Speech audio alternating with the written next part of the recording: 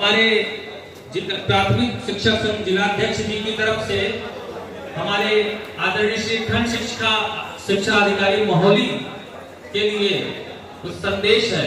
और ये संदेश जो भी आपसे व्यक्तिगत मिला है तो कहीं ना कहीं उसके मन के ये भाव भी हैं जो इस शब्द रूप में यहाँ पर आप सबके सम्मुख आने वाले हैं।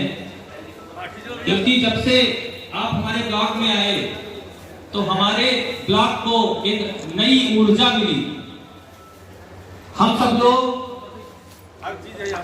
पहले की अपेक्षा ज्यादा ऊर्जा के साथ, ज्यादा कर्मठता के साथ अपने कार्यों को अंजाम देने में लग चुके हैं।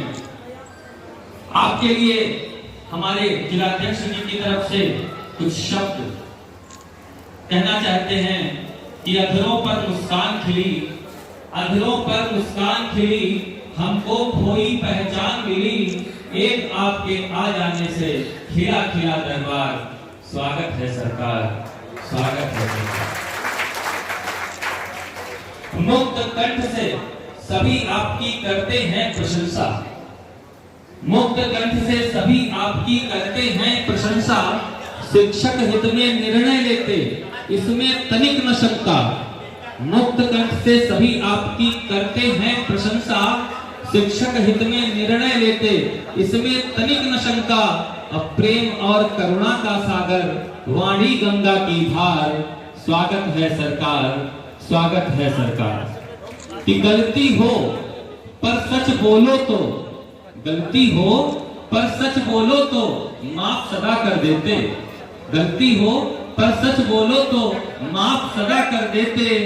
झूठ सलीके से भी बोलो सदा पकड़ ही लेते, और जिसका जैसा रोग कर रहे वैसा ही उपचार। स्वागत है सरकार, स्वागत है सरकार। और अंत में ये कहना है कि किसे पता था आप हमारा संबल बनकर आएंगे, किसे पता था आप हमारा संबल बनकर आएंगे। एक अर्जुन को कृष्ण दोबारा गीता ज्ञान कराएंगे, अब जाकर मिल पाया हमको मुखिया इतना दमदार। स्वागत है सरकार, स्वागत है सरकार।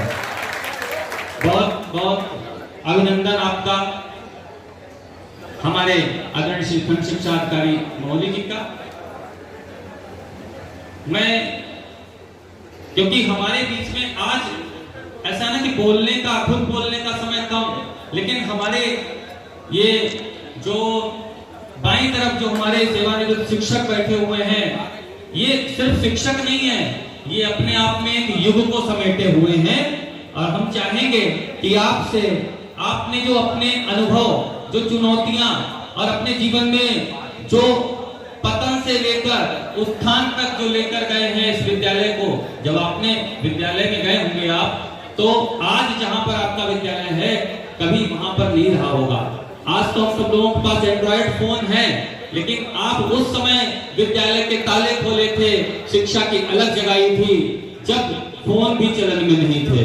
मैं आप सभी से आमंत्रित भी करूंगा आप सभी को कि आप अभी हम सब लोगों को कुछ ऐसा जरूर बताएं और बताकर जाएं कि जो हमारे लिए, हम सबके लिए कारगर साबित हो आने वाले समय के लिए।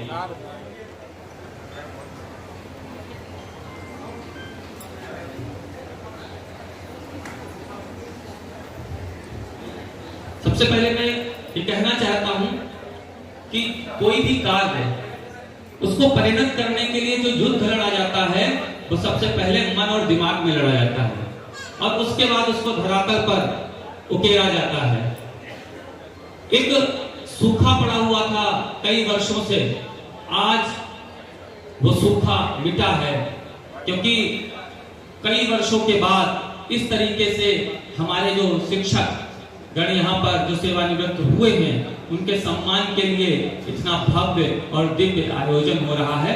इसके लिए मैं बधाई देना चाहता हूँ अपने ब्लॉक के मुखिया आदरणीय श्री खंड शिक्षा अधिकारी मोहली जी को, कि वो आज इस कार्यक्रम की अध्यक्षता भी कर रहे हैं, और अपने प्राथमिक शिक्षक संघ अध्यक्ष श्री आदित्य प्रकाश मिश्र जी को और उनकी पूरी टीम को, और साथ ही साथ आप सभी शिक्षकों को भी, क्योंकि आप अगर ना होते तो ये कार्यक्रम इतना भव्य और दिव्य रूप न ले पाता। बहुत बहुत धन्यवाद जो आपने ऐसे समय में, जिस समय सब लोग अपने घर की ओर पलायन करते हैं और हमारे इस कार्यक्रम में आप सब लोग इस कार्यक्रम का हिस्सा बने। बहुत बहुत धन्यवाद आप सभी का। इस कार्यक्रम को शुरुआत मैं करना चाहता हूं क्योंकि बहुत अच्छे वक्ता भी हैं और शायद जब वो बोलना शुरू करेंगे तो आपको घड़ी देखने की जरूरत भी नहीं पड़ेगी। मैंने भैया को बोलते हुए सुना भी है। मैं आमंत्रित करना चाहता हूं डायरेक्टर जिला सहकारी बैंक सीतापुर आदरणीय श्री मनोज मिश्र जी को कि वो आए और आज के विषय में जो भी आप अपना मार्गदर्शन हम सब लोगों के लिए करना चाहते हैं करने की कृपा करें। आदरणीय श्री मनोज मिश्र भैया जी।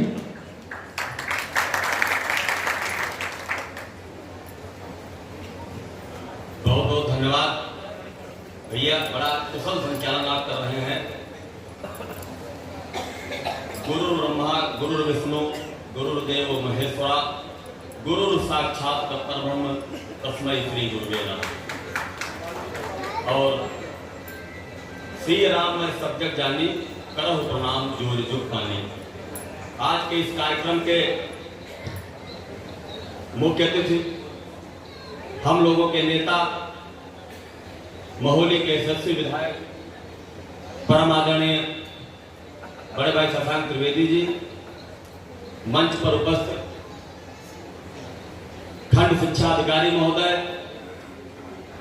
पिथावा के ब्लॉक प्रमुख आदरणीय मिथिलेश यादव जी, इस कार्यक्रम के आयोजन में अपनी बहुत बड़ी भूमिका निभाने वाले शिक्षक नेता और हमारे भाई आदित्य मिश्रा जी, और जितने भी शिक्षक यहाँ पर उपस्थित हैं जो आज सेवानिवृत्त हो रहे हैं और जो सेवा में हैं, मैं सभी का बहुत बहुत हार्दिक स्वागत अभिनंदन करना चाहता हूं। अध्यापक है युग निर्माता, छात्र राष्ट्र का भाग्य विधाता। अध्यापक एक ऐसी चीज है जिसके बारे में कबीर दास ने लिखा है कि सब धरती कागज करूं,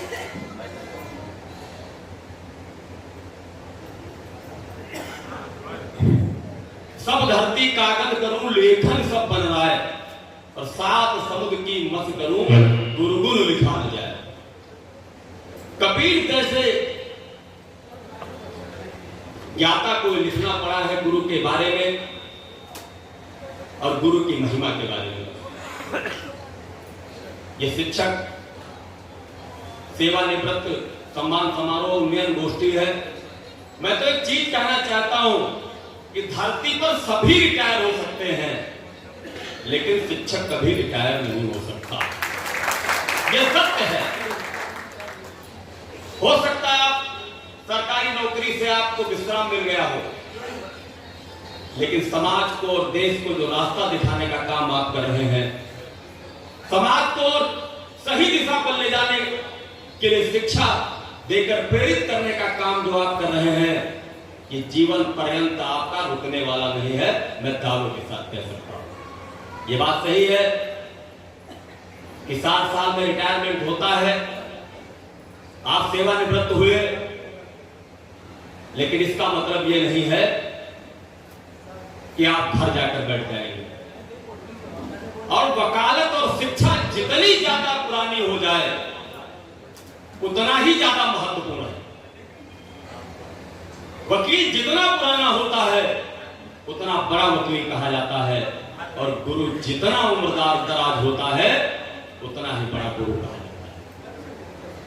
और गुरुओं ने अपनी परंपरा का सदैव निर्वहन किया है, समाज को सही दिशा देने का काम आपने किया है। कभी कभी अपने शिष्यों के चक्कर में आपको बदनाम भी होना पड़ा है, लेकिन आप तब भी अपनी परंपरा से पीछे नहीं हटे। एकलव्य का जो एक कलंक लगा, उसके पीछे दूसरा कोई और कारण नहीं था। जिस शिष्य को शिक्षा दे रहे थे उस शिष्य से बड़ा कोई न हो जाए, इस चक्कर में अपना भी अपमान करा लिया, लेकिन अपने शिष्य का अपमान नहीं मिल गया। ऐसे शिक्षक होते हैं। और शिक्षकों के बारे में जितना कहा जाए ज्यादा समय नहीं लूंगा, क्योंकि विधायक जी काफी देर से बैठे हैं। बहुत सुंदर कार्यक्रम किया गया, इतना अच्छा कार्यक्रम जिसकी कल्पना भी मैं नहीं कर सकता था। अभी विधायक जी हंस रहे थे, मेरी पगड़ी लगा दी गई। विधायक जी कह रहे थे बहू से बताऊंगा कि एक तो गेस्ट हाउस, दूसरे पगड़ी लगा के बैठे। तो हमने कहा नेताओं का काम ही यही होता, आगे लगाना। विधायक जी हमसे कह रहे थे, तो बड़े भाई है। और विधायक जी का सम्मान किया गया, विधायक जी को पगड़ी भेंट की गई, विधायक जी को अंगवस्त्र भेंट किया गया, विधायक जी को तलवार भेंट की गई। विधायक जी मेरे भाई हैं, उसके बावजूद यहाँ के लोगों ने चुनकर उनको जनता का नेतृत्व करने के लिए प्रदेश की सबसे बड़ी विधानसभा, सबसे बड़ी पंचायत में भेजा। और आपको पगड़ी इसलिए भेंट की गई क्योंकि यहाँ के लोगों ने आपके सिर पे पगड़ी लगाकर विधायक बनाने का काम किया है। और आपको अंगवस्त्र इसलिए भेंट किया गया, मैं कई बार कह चुका हूं। एक बार द्रौपदी ने भी भगवान श्री कृष्ण को एक छोटी सी चींट भेंट कर दी थी। उंगली में चोट लगी थी और अपनी साड़ी का पल्लू फाड़ के भगवान की उंगली में बांधकर रक्त के प्रवाह को बंद करने का काम किया था। बदले में भगवान को क्या करना पड़ा? जब द्रौपदी की इज्जत पर संकट आया तो उस चींट के बदले में लाखों किलोमीटर लंबी साड़ी भेजकर द्रौपदी की इज्जत बचाने का काम किया था। इसलिए जब अंगवस्त्र आपको दिया गया, यहाँ बैठे लोग और समाज के सभी लोगों की इज्जत पर जब कोई बात आए तो यह अंगवस्त्र तो आपको, आप जैसे व्यक्ति को कोई क्या भेंट करेगा, लेकिन निश्चित तौर पर भगवान श्री कृष्ण की भांति आगे बढ़कर उसकी इज्जत को बचाने का काम कर रहे हैं। अब तलवार इसलिए भेंट की गई क्योंकि राजा का काम होता है दंड देना गलत लोगों को, जो गलत काम करते हैं उनको दंड देना चाहिए। और आज तलवार क्यों भेंट की गई? पहलगाम में निर्दोष लोग मारे गए और ये हत्या उनके सामने हुई।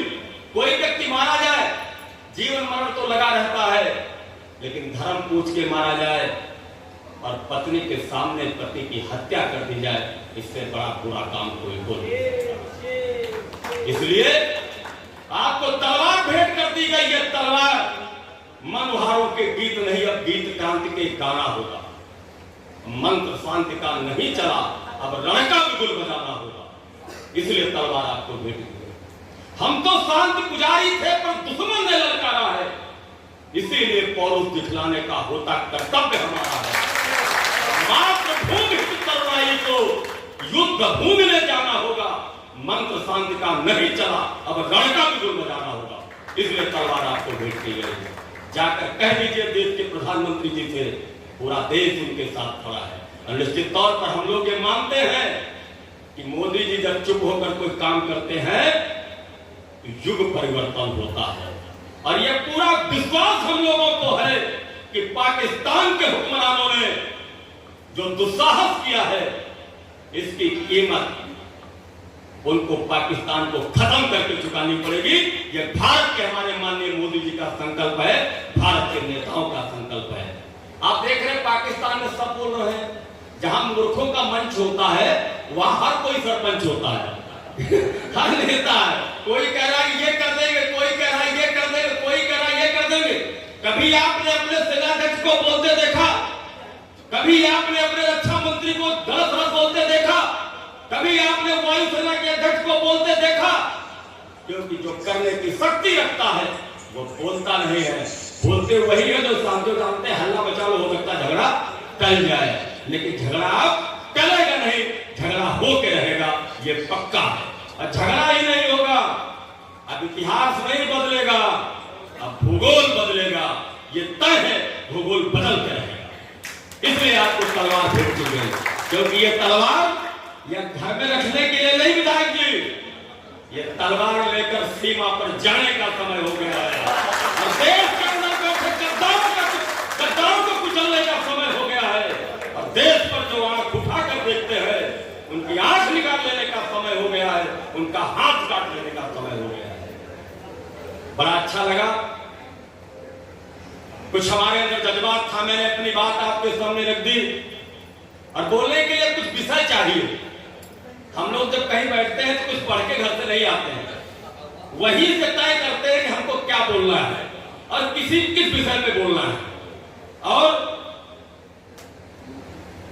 विचारधारा ये कहने का मन, वाणी कैसी कम क्यों ना हो, घुसाए तीर सी सीने में और सुनने वाला तड़प उठे लथपथ हो जाए पसीने में, ये वाणी।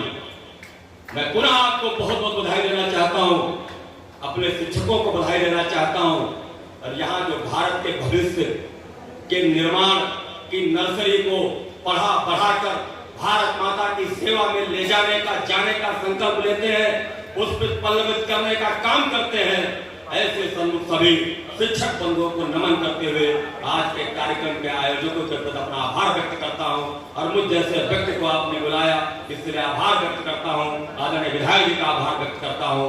जय हिंद, जय भारत। एक बार भारत माता की जय का नारा लगा दीजिए, भारत माता की। ये भाई ये बात समझ में नहीं है। शिक्षक तो कुछ ऐसा हो कि पाकिस्तान की सीमा तक जाए। भारत माता की, भारत माता की, भारत माता की जय।